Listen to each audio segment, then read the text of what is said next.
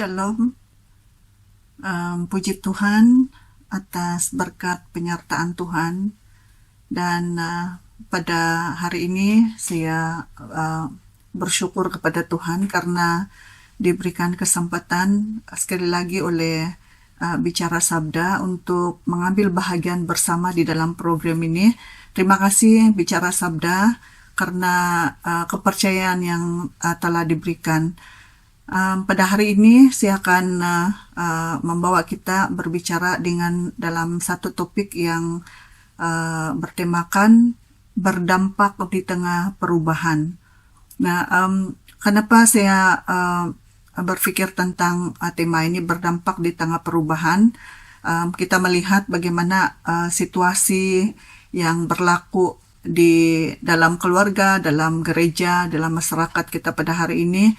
Perubahan yang berlaku di kalangan anak-anak, bukan hanya anak-anak tetapi orang dewasa juga, khususnya dalam dunia digital. Nah, kalau kita lihat pada hari ini ada banyak kekhawatiran ibu bapak dan gereja juga tentang pengaruh daripada teknologi ataupun dunia digital ini secara khusus untuk anak-anak di dalam generasi alpha. Nah, sebelum kita teruskan lagi, saya mau membaca firman Tuhan di dalam Injil Matius pasal 5 ayat 14 dan ayat 13 hingga ayat yang ke-15 yang berkata, "Kamu ialah garam bumi. Jika garam menjadi tawar, tidak mungkinlah masin semula. Tidaklah berguna lagi, hanya layak dibuang dan dipijak orang. Kamu ialah cahaya dunia ini. Kota di atas bukit tidak mungkin tersembunyi. Tiada siapa memasang pelita lalu menyorokkannya di bawah pasu. Tentu dia meletakkannya di atas kaki pelita dan untuk menerangi seisi rumah." Kalau kita melihat pada hari ini berdampak di tengah perubahan ini, perlu kita melihat secara seimbas bagaimana kehidupan anak-anak ataupun generasi X sebelum ini menjalani kehidupan dia memiliki suatu hubungan komunikasi yang sangat baik, yang dekat dengan kawan dan tidak berhadapan dengan dunia screen lah, ya kita lihat di situ. Dan ada suatu suasana yang sangat indah dan intim di antara satu dengan yang lain. Tapi kalau kita perbandingkan antara dua dunia ini, yaitu di antara 20 tahun yang lalu kemudian dunia masa kini yaitu digital, kita melihat bahwa interaksi satu dengan yang lain sangat baik. Ada sentuhan, bertatap muka, bertemu dengan ramai kawan, memiliki ramai kawan lah yang kalau yang sebelum ini, sebelum dunia digital ini. Tapi yang yang kekurangan dia adalah maklumat itu sangat lambat untuk diterima. Yang viral itu hanya mulut ke mulut, baru cerita yang tidak benarkah, yang benarkah itu sampai kepada orang lain. Tapi kalau kita lihat di masa kini, digital screen itu, anak-anak ataupun kita akan bertemu bukan bersemuka, tetapi melalui screen, handphone, komputer dan sebagainya. Maklumat sangat cepat, klik saja kita sudah boleh mendapat maklumat. Viral itu kita sudah biasa tuh dapat viral hal-hal yang benar ataupun tidak. Selain daripada itu jimat kos dia, penggunaan pertemuan dan sebagainya, pendidikan atas talian itu memudahkan anak-anak untuk belajar, dan kemudian kurang pergaulan ini yang kuranglah orang pergaulan, rasa kemalasan, itu membuat anak-anak malas, membuat tugasan dan sebagainya. Dan selain daripada itu, memudaratkan kesehatan juga. Anak-anak terdedah, kita semualah terdedah dengan maklumat-maklumat yang tidak sahih dan tidak bermoral pada hari ini, sangat. Dan itulah yang perubahan yang terjadi, dan perubahan ini kita tidak boleh nafikan dan kita tidak boleh menolaknya. Kita tidak boleh menghentikan perubahan melalui dunia digital ini atau teknologi ini, tetapi perubahan ini akan berterusan, berkembang. Oke, mungkin hari ini handphone yang kita miliki tidak begitu canggih, tetapi mungkin akan datang ini akan lebih canggih lagi, yang sangat cepat. Makanya itu handphone yang akan digunakan pakai pada masa akan datang ini. Jadi itu perubahan itu tidak boleh kita sekat dan tidak boleh kita hentikan, tidak boleh kita tolak. Itu perubahan itu akan berlanjutan. Dan anak-anak yang dalam generasi Alpha ini dan yang seterusnya akan terkesan dan akan menjalani kehidupan mereka dan melalui dan mengalami perubahan demi perubahan yang akan berlaku ke depan ini. Ada satu orang anak YouTuber yang di Indonesia, umur dia 9 tahun, Ru Kintaro. Dia katakan, jangan biarkan anak-anak Anda menggunakan smartphone setiap hari, sedangkan anak Anda tidak smart. Jadi saya pikir boleh kita katakan si Ryu ini boleh mewakili anak-anak supaya mereka dikawal ataupun mereka dijaga supaya anak-anak tidak terlalu terdedah sepanjang hari dengan menggunakan smartphone ataupun berada di media sosial. Nah, mereka anak-anak kita ini perlu dipantau, dibimbing oleh orang-orang dewasa, oleh ibu bapa ataupun guru-guru, khususnya guru sekolah minggu, agar menjadikan anak-anak ini, memperingatkan mereka supaya mereka menjadi anak yang bertanggung jawab dan beradaptasi dalam pakai dan memanfaatkan teknologi ataupun digital yang ada pada hari ini. Kalau kita lihat data penggunaan digital, di mana Morning Consult Awani dikatakan dalam tahun 24 ini, dia katakan bahwa dalam tahun 2023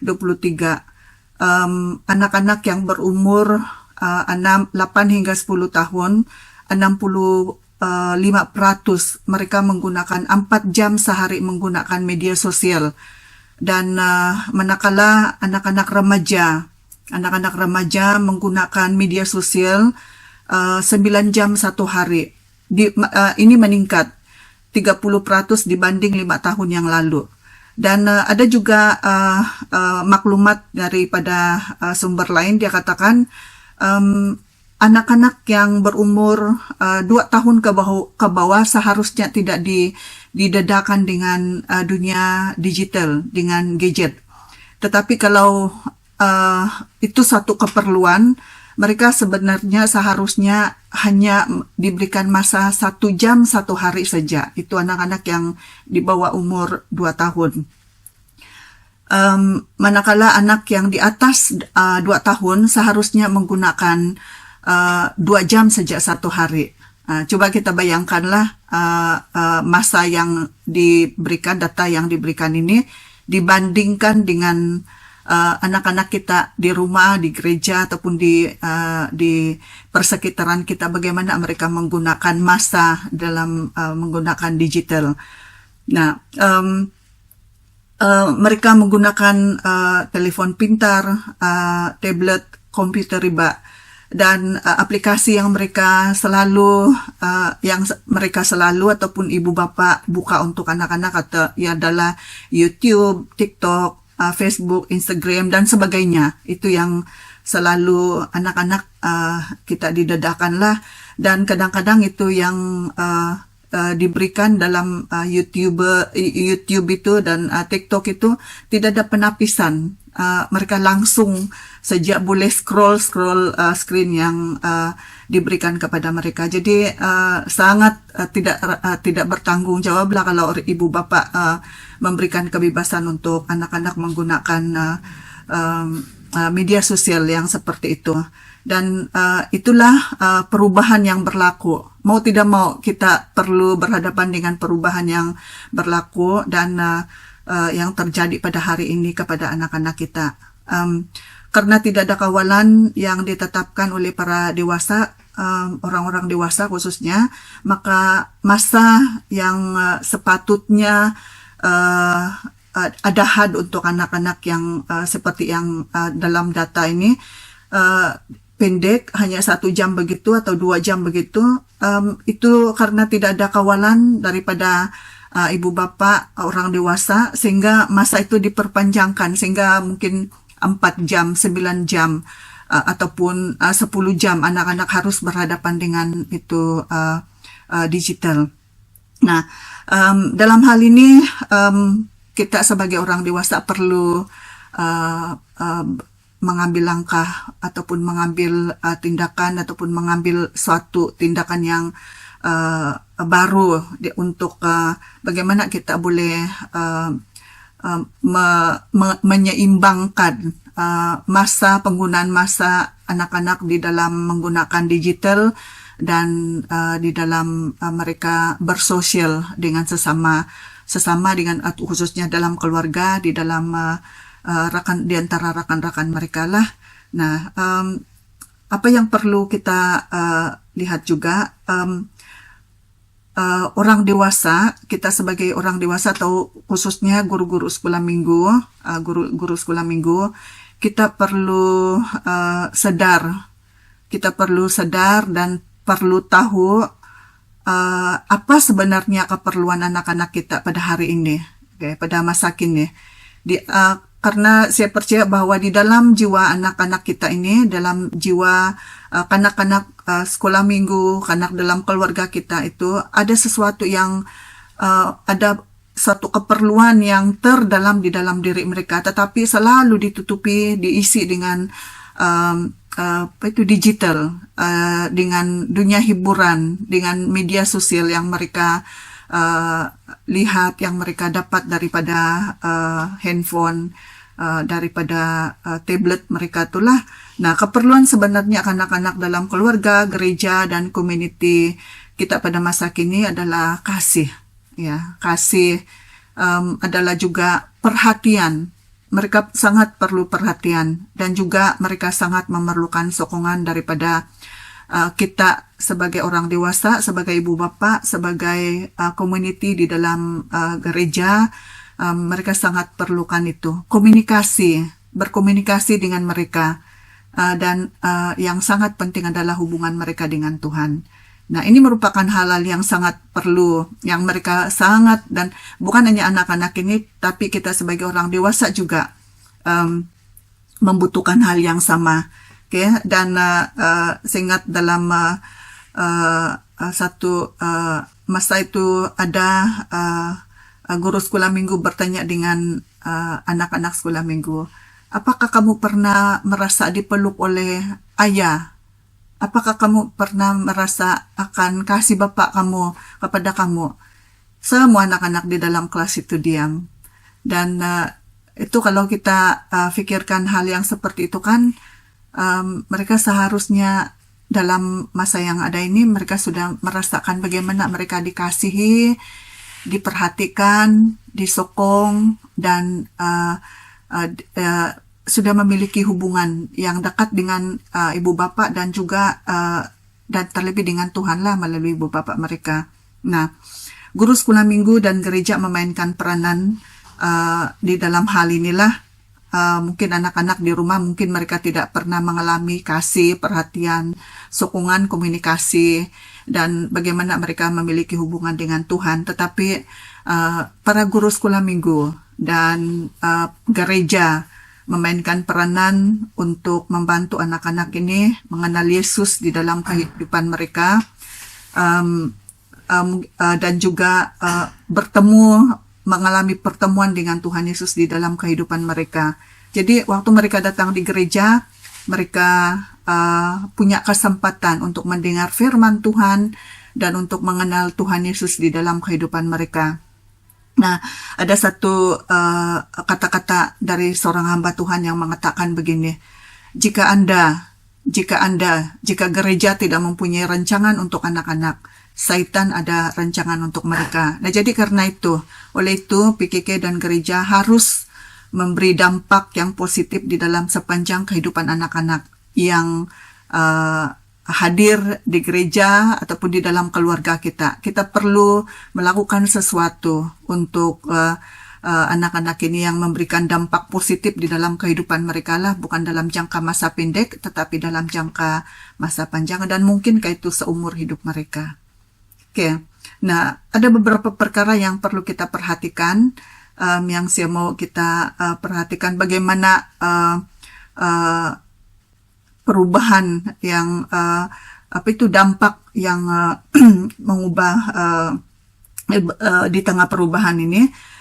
Yang pertama adalah sebagai guru sekolah minggu ataupun ibu bapak lah perlu memiliki hubungan yang dekat dengan Tuhan. Kita sebagai pribadi yang menjadi alat yang ada di dalam tangan Tuhan untuk menjadi membimbing atau untuk menyalurkan firman Tuhan kepada anak-anak, kita perlu memiliki hubungan yang dekat dengan Tuhan. Teladan kehidupan rohani kita perlu jelas untuk anak-anak yang kita ajar di sekolah minggu. Oke, bukan hanya kita ajar lepaskan firman Tuhan itu, tetapi teladan kehidupan rohani kita itu sangat penting untuk anak-anak lihatlah. Dan kemudian juga perlu memiliki kehidupan doa. Seorang guru sekolah minggu perlu memiliki kehidupan doa dan pembacaan firman Tuhan setiap hari. Doa itu bukan dalam sesuatu masa ataupun dalam sesuatu situasi dan keadaan saja, tetapi doa itu adalah hubungan kita dengan Tuhan. Jadi kita perlu memiliki hubungan yang dekat dengan Tuhan melalui doa dan melalui firman Tuhan. Kita mendengar Tuhan berbicara kepada kita, dan itu yang kita salurkan, itu yang kita mau kongsikan kepada anak-anak yang mengalami perubahan yang besar pada hari ini. Dan selain daripada itu juga kita sebagai guru sekolah minggu ataupun sebagai ibu bapa orang dewasa menjadi inspirasi iman kepada anak-anak. Jangan kita kasih tahu kepada anak untuk percaya, beriman kepada Tuhan, tetapi kehidupan kita sebaliknya, tidak memiliki iman yang tidak boleh memberi inspirasi, memberikan suatu bayangan bagaimana kehidupan beriman itu kepada anak-anak. Jadi itu yang pertama yang perlu kita perhatikan. Dalam Injil Yohanes 15 ayat 5 dia katakan, akulah pokok anggur dan kamulah ranting-rantingnya. Jika kamu tetap di dalamku dan aku di dalammu, kamu akan berbuah lebat. Tanpaku kamu tidak dapat menghasilkan apa-apa. Mazmur 1 ayat 1 dan ayat 2, diberkatilah orang yang tidak berjalan menurut nasihat orang zalim, atau yang berdiri di jalan orang berdosa, atau duduk di kerusi orang yang mengejek. Tetapi dia bersukacita dengan hukum Tuhan dan merenungkan hukumnya siang dan malam. Nah, jadi guru sekolah minggu yang memberi dampak di tengah perubahan ini adalah guru sekolah minggu yang memiliki hubungan yang dekat dengan Tuhan di dalam kehidupannya, dan itu akan memberikan dampak kepada anak-anak yang kita layani. Dan yang kedua yang perlu kita perhatikan juga adalah guru-guru sekolah minggu harus menghargai dan mengasihi anak. Ya, walaupun berlaku perubahan yang sangat besar di antara generasi kita dengan generasi anak di zaman generasi alfa ini, kita perlu menghargai dan mengasihi anak-anak yang ada di sekolah minggu, yang setiap minggu hadir dan bertemu dengan kita. Pastikan anak-anak merasa diterima. Okay, jangan membiarkan anak-anak itu ditolak, tidak diperhatikan, tidak diterima di dalam kalangan ataupun di dalam kelas sekolah minggu yang dia hadir. Kita perlu mengenal dia juga. Kenal itu anak-anak yang kita layani. Paling tidak di dalam kelas, kalau di gereja kami ada 8 kelas dan ada guru-guru tertentu yang sudah diberikan kepercayaan untuk mengajar dan mengendalikan kelas-kelas masing-masing setiap minggu. Pastikan anak-anak di dalam kelas itu kita kenal siapa mereka, nama dia, anak siapa, ibu bapak dia. Okay? Kita sayangi mereka, menghargai mereka. Kemudian kalau kita punya kalau ada anak-anak yang sering kali tidak hadir dan mungkin sudah agak lama tidak datang ke di sekolah minggu, mungkin kita boleh hubungi mereka, hubungi keluarga mereka dan melawat keluarga mereka lah. Itu boleh kita lakukan, menghubungi ibu bapak dia, tanya bagaimana keadaan anak mereka dan sebagainya. Oke, kemudian kita boleh mendoakan mereka lah, itu anak-anak mungkin ada yang sakit, ada yang lemah secara tubuh, kita doakan dan juga memberikan bimbingan. Sekali-sekala di dalam kelas sekolah minggu, tanyalah anak-anak yang hadir di kelas sekolah minggu. Mereka sangat terbuka karena pada waktu mereka di sekolah minggu memang ada yang masih membawa handphone, tapi ada anak-anak yang sudah bebas daripada handphone dan kita boleh bertanya dengan mereka, kabar mereka, apakah mereka sudah terima Tuhan Yesus, dan bimbing mereka untuk terima Tuhan Yesus. Berikan penjelasan tentang kebenaran firman Tuhan yang sesungguhnya di dalam kehidupan mereka. Okay? Ada anak-anak ini tanya, Cigu, Tuhan itu tidurkah? Adakah dia tidur? Dan ada juga anak-anak yang pernah tanya nih di sekolah minggu, Cigu, macam mana kita boleh masuk di surga? Jadi itu perlu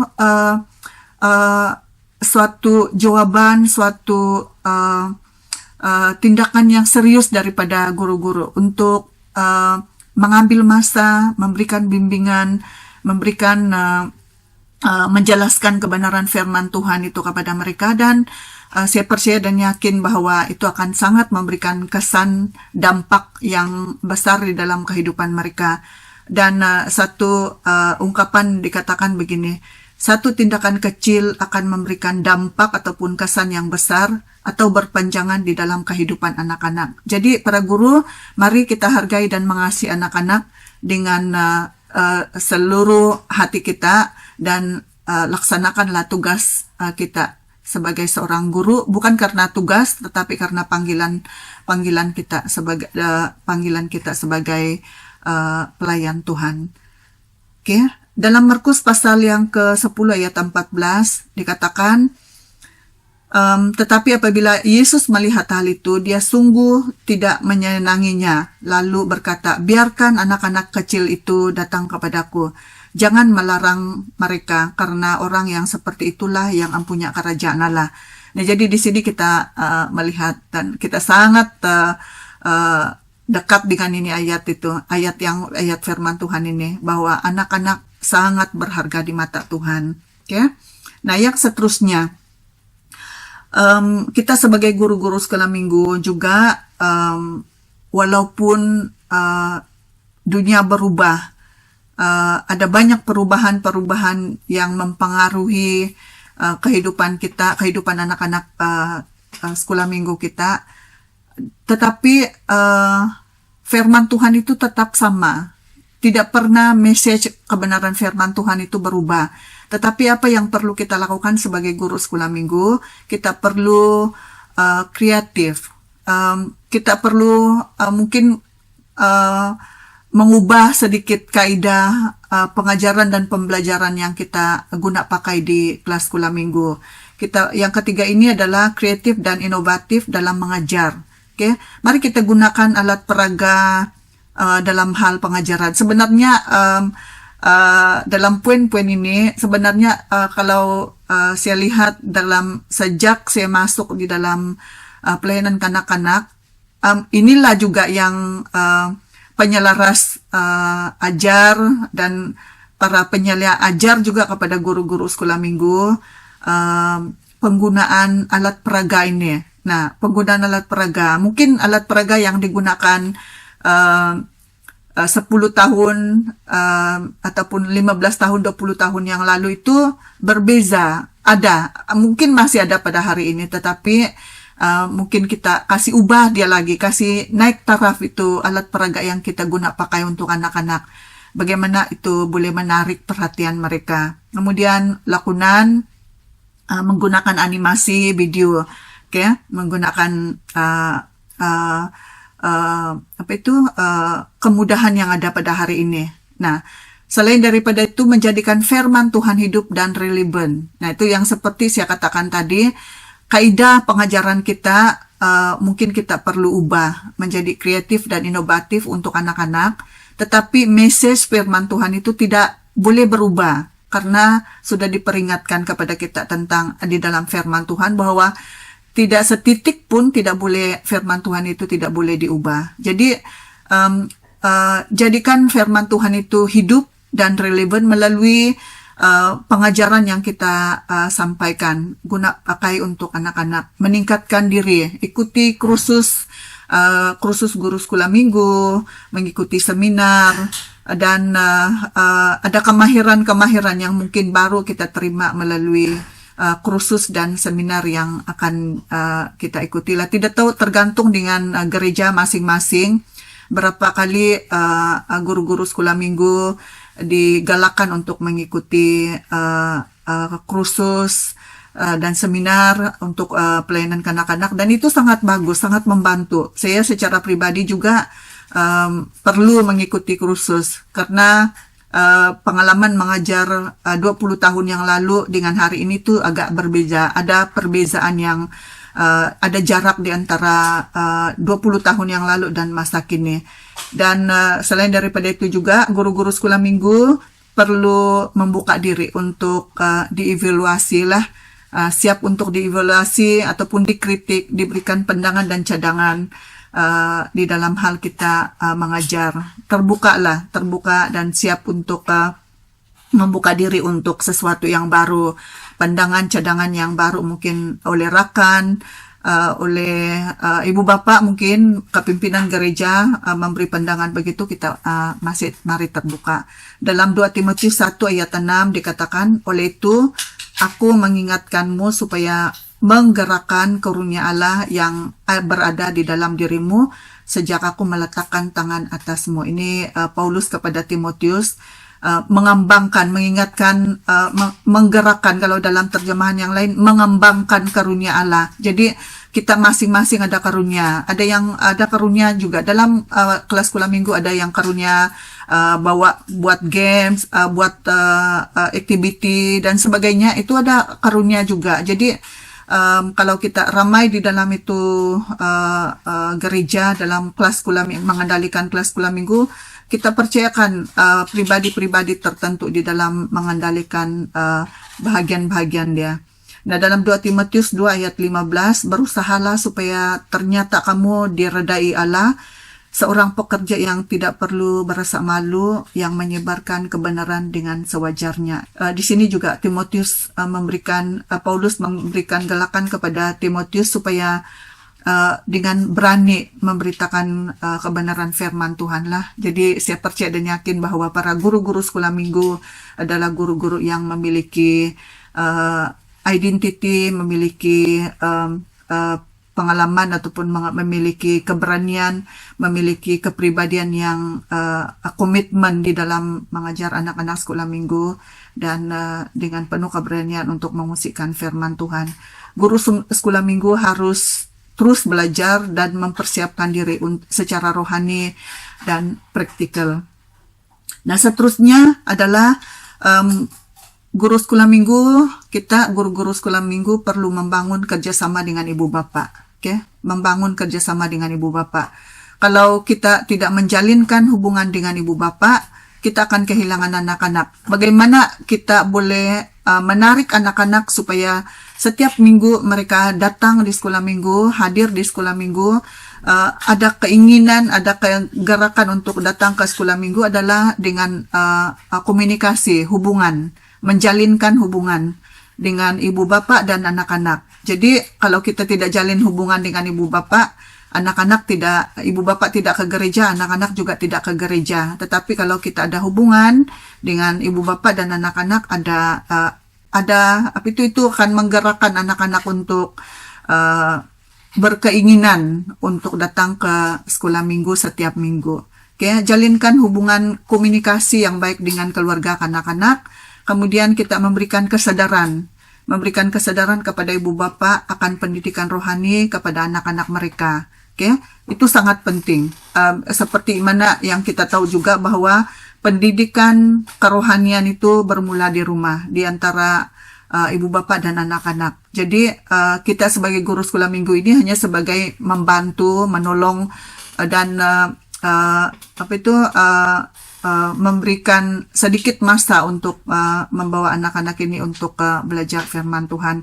Yang lebih daripada itu adalah tanggung jawab ibu bapak di rumah. Tetapi kalau mereka tidak ada kesadaran untuk itu, kita perlu memberikan kesadaran. Mungkin pada setiap tahun itu ada bulan memberkati anak-anak di peringkat kawasan ataupun di peringkat sidang.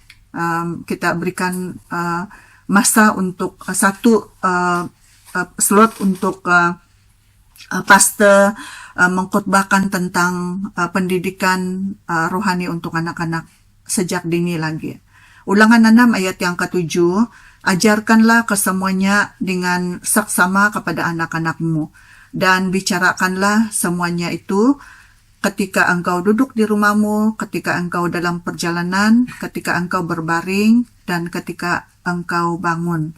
Dalam Amsal 1 ayat 8, hai anakku, dengarlah didikan ayahmu, dan jangan lalai ajaran ibumu.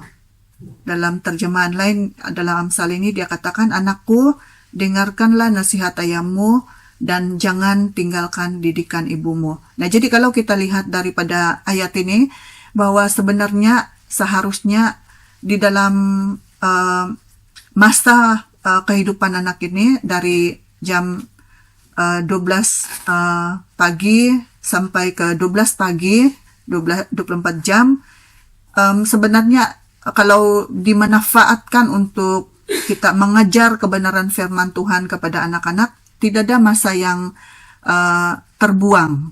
Ya, itu dikatakan di situ, bicarakanlah itu ketika engkau duduk di rumah, ketika engkau dalam perjalanan, ketika engkau berbaring, dan ketika engkau bangun.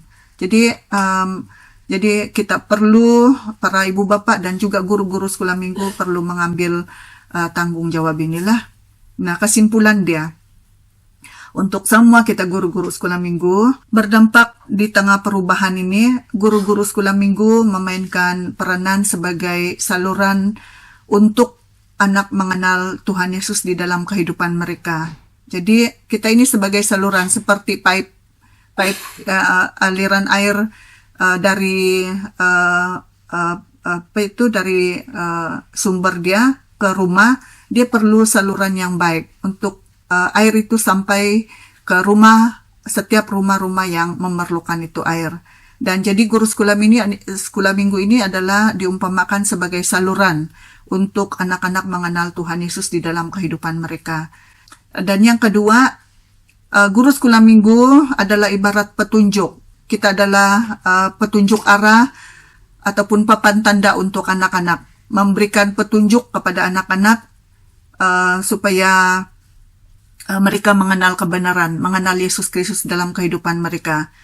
Jangan menjadi papan tanda ataupun papan petunjuk yang kabur, yang tidak jelas dilihat oleh anak-anak. Tapi mari kita menjadi papan tunjuk ataupun papan tanda ataupun petunjuk arah untuk anak-anak, sehingga mereka mengenal kebenaran, mengenal Yesus itu secara pribadi di dalam kehidupan mereka. Yang seterusnya adalah guru sekolah minggu, bukan hanya setakat guru sekolah minggu, tetapi kita adalah pembina generasi. Okay? Kita adalah pembina generasi yang di mana kita akan mengambil peranan, mengambil tanggung jawab untuk menjelaskan kebenaran firman Tuhan untuk mereka, membentuk mereka, membina mereka, iman mereka, dasar kepercayaan mereka dari yang nol, daripada yang kosong, sampai mereka bertumbuh menjadi seorang generasi yang mengasihi Tuhan dan percaya kepada Tuhan. Dan yang seterusnya, guru sekolah minggu adalah role model untuk memberi inspirasi dan motivasi untuk anak-anak. Jadi kita ini mempunyai peranan yang sangat besar untuk berdampak di tengah perubahan yang berlaku. Dan ayat firman Tuhan dalam Roma pasal 12 ayat 2, janganlah kamu menjadi serupa dengan dunia ini, tetapi berubahlah oleh pembaharuan budimu, sehingga kamu dapat membedakan manakah kehendak Allah, apa yang baik dan yang sempurna. Nah, jadi perubahan yang di sini, pembaharuan budi ini, di mana kita ini mau supaya pembaharuan di dalam kehidupan kita itu memberikan suatu impact, berdampak kepada anak-anak yang di tengah-tengah ataupun di dalam menjalani perubahan yang berlaku ini. Jadi di dalam kita melaksanakan peranan dan tanggung jawab kita ini, kita sangat memerlukan Roh Kudus yang akan menolong kita sehingga kita memberikan dampak yang positif kepada anak-anak. Satu pepatah Melayu mengatakan, tak lapuk di hujan, tak lekang di panas, yang menyatakan bahwa, yang menggambarkan prinsip-prinsip dan nilai yang kekal tidak akan berubah walaupun dunia berubah. Jadi saya sangat yakin dan percaya bahwa para guru-guru sekolah minggu adalah para guru-guru yang berdampak di tengah perubahan, sekalipun situasi dunia yang sedang berubah, situasi pengaruh-pengaruh yang mempengaruhi kehidupan sekitar kita, mempengaruhi anak-anak sekolah minggu kita, tetapi kita adalah guru-guru yang berdampak di tengah-tengah perubahan yang sedang berlaku pada masa kini. Jadi sampai di situ saja, dan kiranya Tuhan memberkati kita semua.